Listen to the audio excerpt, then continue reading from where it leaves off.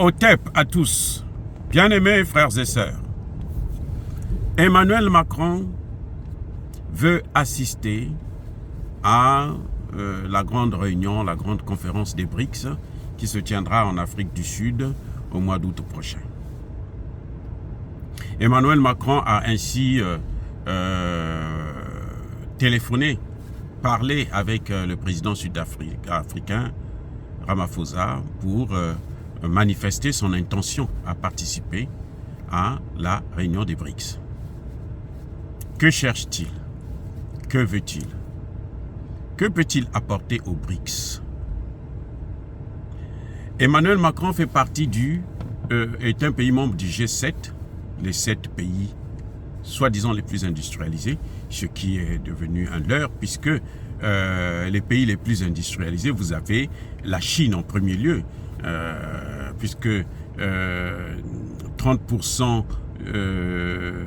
des machines à outils sont fabriquées en Chine, 15% au Japon, 14% en Allemagne et 7% aux États-Unis et en Italie. Donc les États-Unis et l'Italie, en d'autres termes, se disputent la 4e place. Et après, vous avez l'Inde, la Russie et les autres pays africains. La France ne fait même pas partie des 10 premières puissances économiques actuellement. Des 10 premières puissances plutôt industrialisées du monde. La France ne fait pas partie de ces 10 premières puissances. On a vu sur le plan militaire, la Russie est en train de combattre les 50 pays de l'OTAN, y compris les États-Unis, le maître absolu de l'ordre mondial issu de la chute du mur de Berlin et de la dislocation de l'ex-URSS en 1991.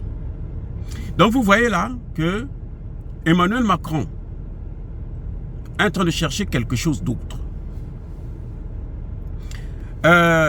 Les Nations Unies ont été créées sans l'Afrique. En 1945, les pays africains n'existaient pas en dehors de l'Éthiopie. Donc, les pays africains étaient des colonies. Et donc, ils n'existaient pas. Les BRICS sont en train d'être créés avec les pays africains, puisque l'Afrique du Sud fait partie des BRICS. Je vous rappelle que le S qu'il y a à la fin du mot BRICS signifie South Africa. Donc vous avez le Brésil, la Russie, l'Inde, la Chine et l'Afrique du Sud. Et de plus en plus, les pays du tiers-monde sont en train de frapper à la porte des BRICS. Actuellement, on compte entre 19 et 24 pays qui ont déjà fait leur demande, y compris des pays comme l'Égypte, l'Algérie, le Nigeria, qui sont en train de vouloir entrer dans les BRICS. Donc, on le voit aujourd'hui, le monde des Nations Unies est en phase de disparition. C'est-à-dire que les Nations Unies ont atteint leur apogée et maintenant elles doivent décliner et disparaître. Parce que malheureusement, les États-Unis, la France et les autres grandes puissances ont utilisé l'Organisation des Nations Unies pour détruire, piller et dominer les pays du tiers-monde. Vous le voyez, les missions des Nations Unies, ça se trouve toujours dans les pays du tiers-monde. Et dans ces pays-là, ce sont les Nations Unies qui y gouvernent. Mais avec les BRICS, qui viennent avec une autre politique, avec celle d'un monde multipolaire, où tout le monde est assis autour de la table, où tout le monde, chacun apporte sa modeste contribution, où tout le monde se respecte, où on respecte la souveraineté des États. D'ailleurs, je vais vous rappeler que le plan de paix de la Chine concernant la crise ukrainienne comprend 2 points essentiels: le respect de la souveraineté et le nouvel ordre mondial qui est basé sur la multipolarité. Et qui a violé la souveraineté? C'est les États-Unis, c'est la France, c'est l'Angleterre, c'est l'Allemagne, et bref, tous ces pays et ces puissances occidentales. Donc, les BRICS, avec la création de leur banque centrale et probablement une monnaie des BRICS, ben, ça va tuer les institutions de Bretton Woods, c'est-à-dire la Banque mondiale et le FMI. Ils vont disparaître. Ça va tuer le dollar. Ça va accélérer la dédollarisation. Et, à l'évidence, si la Banque mondiale et le FMI n'existent plus, l'ONU elle-même est mise en cause, puisque l'ONU n'arrive plus à régler les conflits. L'ONU, c'est le problème même de l'Organisation des Nations Unies. L'ONU, c'est le problème même du monde. L'ONU, c'est le frein de l'évolution, de l'émancipation de certains pays du monde. Et Emmanuel Macron, vous vous rendez compte, depuis 1945 jusqu'à aujourd'hui, c'est Emmanuel Macron qui rédige les résolutions concernant l'Afrique. Un vrai imbécile. C'est la France qui rédige toutes les résolutions concernant l'Afrique, alors qu'aucun président africain ne parle une seule langue africaine. Emmanuel Macron parle le Wolof, Emmanuel Macron parle le Lingala, Emmanuel Macron parle le Swahili, même le Kinyarwanda, là, qui est le Rwanda, qui est leur pays, leur caniche en RDC. Mais c'est lui, plus de 80 ans après, c'est la France qui continue à nous représenter. Ce qui revient à dire, et l'autre, comme Catherine Corona, que j'appellerai plutôt Catherine Corolla, que j'appellerai plutôt Catherine Corona, parce que c'est un virus en elle-même. Elle a rappelé que l'avenir de la France est en Afrique. C'est-à-dire que la France ne peut pas vivre sans l'Afrique. Écoutez-moi bien, la France ne peut pas vivre sans l'Afrique. Donc, en fait, ce que cherche Emmanuel Macron, ce qui pousse Emmanuel Macron à trahir ses alliés d'hier, donc les États-Unis et tous les pays de l'Union européenne, de l'OTAN et autres, c'est parce que Emmanuel Macron est en train de suivre l'Afrique, est en train de suivre les pays africains. Voilà le seul but fondamental d'Emmanuel Macron. C'est parce que Emmanuel Macron croit que la création des BRICS, ça va se passer comme ça a été avec la création de l'ONU, où eux, ils ont eu le droit de veto, où c'était à eux de commander le monde, où c'était à eux de décider de l'avenir des autres communautés, où c'était à eux de nous vendre leur civilisation, leur modèle de gouvernance, leur idéologie, qui d'ailleurs a échoué, parce que le monde souffre de plus en plus. Emmanuel Macron cherche à voir comment il peut évoluer, s'accaparer de ce que les pays africains peuvent recevoir à l'intérieur des BRICS pour développer encore la France. Je veux vous rappeler une chose. Les BRICS, là, ont mis en place une banque centrale au Centrafrique. Cette banque centrale vient avec un lot d'investissements où on va recruter 30 millions d'Africains. Je rappelle, 30 millions d'Africains pour travailler. Pour réaliser ces projets-là qui sont en route. Le chemin de fer Bangui, Douala, les routes, l'immobilier, ainsi de suite. L'exploitation des matières premières. 30 millions. Donc c'est une masse d'argent que les BRICS vont investir.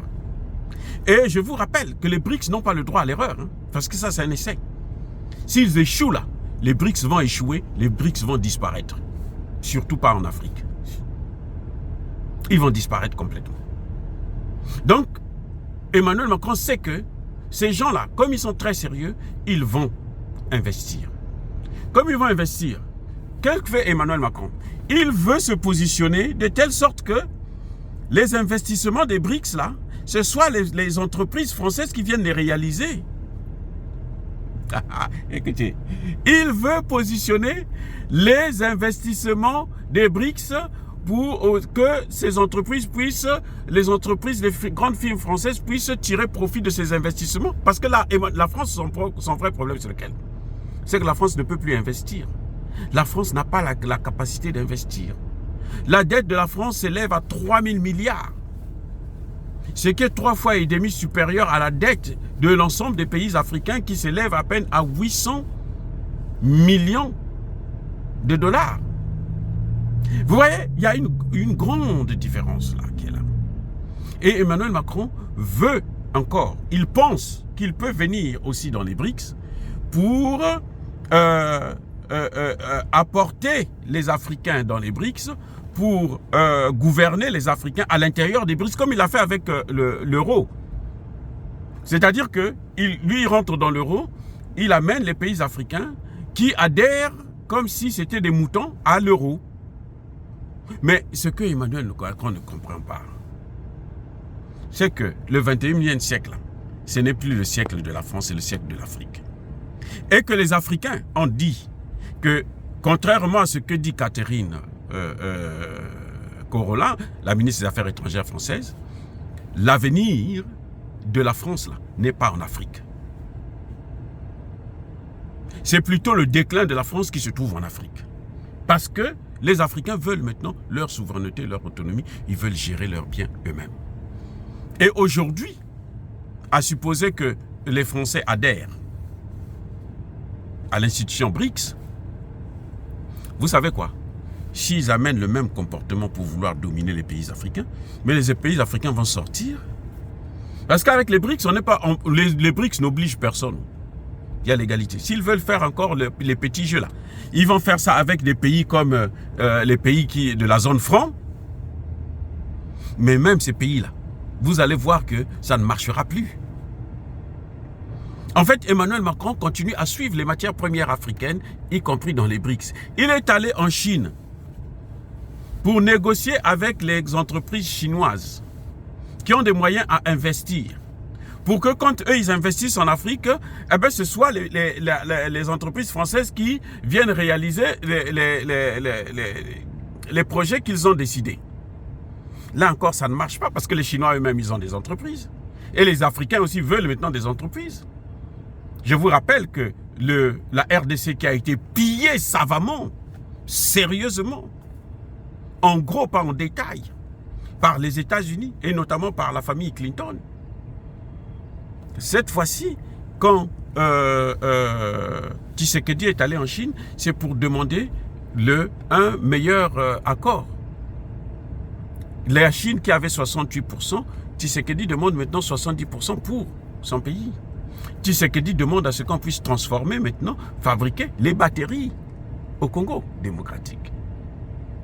Quelle sera la place encore de la France? Ah oui, elle va amener sa main-d'œuvre, ses ingénieurs? Non, on doit former des ingénieurs congolais. Les Chinois sont là pour ça, parce qu'ils auront l'argent pour ça. On ne va pas demander, on n'a pas besoin de la formation des ingénieurs français. Donc, vous voyez, la France est en train de forcer la porte parce qu'elle sait que la majorité des pays africains vont rentrer. Les pays africains sérieux, là, vont aller dans les BRICS. Parce que si tu n'es pas sérieux, ce n'est pas la peine d'aller dans les BRICS puisque tu vas te faire avaler. Tu vas te faire écraser même. Les Chinois sont très cyniques et ils ne rigolent pas avec les imbéciles. Eh oui. Donc Emmanuel Macron est devenu fou. Prêt à trahir ses alliés d'hier, ceux avec lesquels il a dominé le monde, il a dominé l'Afrique, il a pillé savamment le continent africain. Et en pensant que ça va continuer dans les BRICS. Non, non, non, non. Non, non, non, non. Le temps est révolu. La récréation est terminée. En Afrique, là, pour les Français, la récréation est terminée. Et que les BRICS sachent que si ils veulent répéter la même chose en Afrique, parce qu'en Afrique du Sud, malheureusement, vous avez des pays comme les gouvernements sud-africains qui sont des gouvernements, c'est vrai qu'ils sont des gouvernements noirs, mais c'est encore l'économie est tenue par les Blancs. Et que pour eux, ils seraient bien contents qu'on continue à, que l'Afrique du Sud aussi puisse piller les pays africains. Ça ne se passera plus comme ça. Donc, Emmanuel Macron est en train de perdre son temps. Emmanuel Macron est en train de délirer. Et dire cela, c'est inciter à la haine ou à la violence. Non, non, non, non. Yaba colère ve yamalem. Les pays africains veulent leur souveraineté. Les pays africains veulent affirmer leur développement. Les pays africains veulent maintenant jouir de leurs matières premières. Les pays africains veulent maintenant contrôler eux-mêmes leurs matières premières. Les pays africains ne veulent plus être les colonies et les esclaves. D'ailleurs, il faut savoir que Emmanuel Macron, les États-Unis, l'Angleterre, l'Allemagne et tous ces pays-là qui nous ont colonisés doivent payer les conséquences de la colonisation. Eh oui, on n'a pas encore fait le procès, mais ce procès arrivera. Les Africains sont en train de se battre pour ça. Vous croyez que quand on aura notre souveraineté, on ne va pas leur demander des comptes? Non, on va demander les comptes. On va demander les comptes. Donc, que Emmanuel Macron aille chercher son avenir en Europe, en Allemagne. Ils n'ont qu'à se battre avec l'Allemagne, ça ne nous regarde pas. Nous, en Afrique, là, nous voulons maintenant contrôler ce qui nous appartient. Nous voulons maintenant jouir de ce qui nous appartient. Encore une fois, bien-aimés frères et sœurs, je persiste et je signe. Soyez bénis, abondamment bénis par le Dieu des Kémites et par nos ancêtres angélisés. Mais que tous ceux qui persécutent le continent africain, tous ceux qui le pillent et le déstabilisent, qu'ils soient noirs, blancs, chinois, arabes, indiens ou qui qu'ils soient maudits, punis, foudroyés, neutralisés, effacés, écrasés par ce Dieu des Kémites et par nos ancêtres angélisés. Vive l'Afrique éternelle. J'ai dit et j'assume.